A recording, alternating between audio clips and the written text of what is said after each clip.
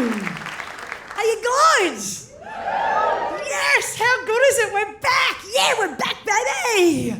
Oh, it's so good to be back in front of a live audience. Because 2020 was mostly just me hosting a lot of corporate trivia on Zoom, and that's just like, this is how it's set up. There's like a computer screen there, and that's the Zoom, and so that's like I'm talking to people through that screen, but also there's a second computer, two computers, and that's at the side, and that's got the slides for the actual trivia on the, and I'm screen sharing between that computer and that computer, and then there's a microphone where I'm like talking into the microphone, asking the questions, and then I've got the computer there. Do you guys remember that first blowjob he gave? After you read an article in a women's magazine about how to give him the best head of his life. And you're like, work the shaft, tickle the balls, massage the tip, don't use your teeth, have on the dick.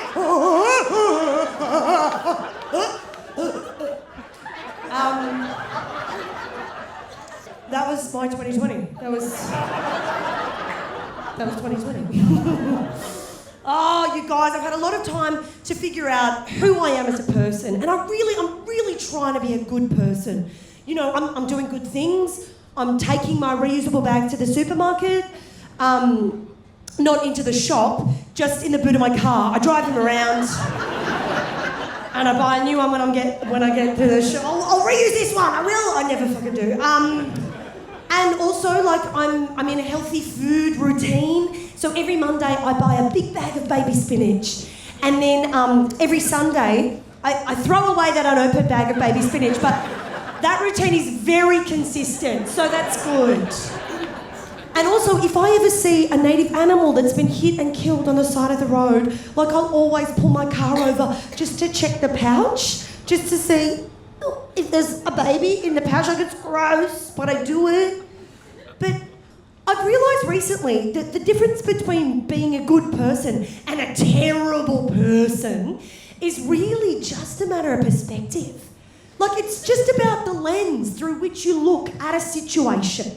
For example, there's an autistic man who lives in my building, and every morning he gets up at about 5:45 and he uses his leaf blower on the highest dial it can go.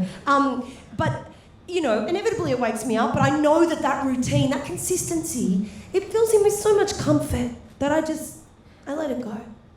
I don't know if he is actually autistic, I don't know that. But that's the lens through which I have to look at the situation. So I don't just punch him in the fucking throat every morning, you know? I mean, to be honest, I don't know the difference between male and female marsupials. And only vaguely where the pouch is, you know, like, there's a very good chance I'm pulling my car over to the side of the road just to finger dead possums. And, like, that would make me a terrible person, wouldn't it? Oh. I'm a single person. What? How is it possible? Thank you so much, sir. Beautiful. I do want to be in a relationship. Although mostly just so I have someone to blame for being late. Because you guys in relationships, you're always like, sorry, we're out the door and Grant's mum called and she just talked. I show up late, I'm like, well, it was me, wasn't it? I don't want to be here. I'm very bad at dating, I'm very bad at meeting people in real life though. Like, for example, I think I may have sexually assaulted my osteopath, and I didn't mean to.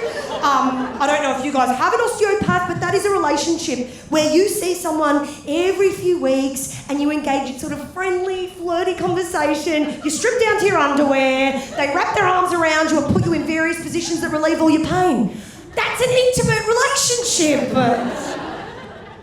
Except, it's also not. And I didn't realise, like, I just got confused. I read the room wrong. And I was standing in front of him, he was behind me, and he said, okay, Nikki, let's just see how your back's moving today. And I was there in my underwear, and he said, just run your hand down the side of your body. And obviously, in retrospect, he meant this. Like, he meant reaching down the side of your leg with your hand and tilting over like a happy little teapot. That's what That's obviously what he meant. In retrospect, I know that. But, he was behind me and I was in my underwear and he said, just run your hand down the side of your body. And I went, he feels it too. And I stroked the side of my body in a very sensual way. It really happened, guys. Like, I can't go back there. My back's fucked. It's fucked. I can't go back. Oh, God. I love men. I love you. I'll never understand you. I just don't understand how you can put so much of your self-worth in this hairy meat chandelier just hanging in front of my butthole. You know, like just this. What? Why? So often you're like, I've got a great dick, so I think you're fine. I'm a pretty great guy. No, there's never been a correlation between those two things. Ever. Never. Personally, I'm a big fan of the micro penis. Yeah. The absolute few people get very nervous when I say that. Oh. She's going to shame a dick. I won't. I love them. Genuinely, I love it. You've choked on that information, sir. You know what you don't choke on?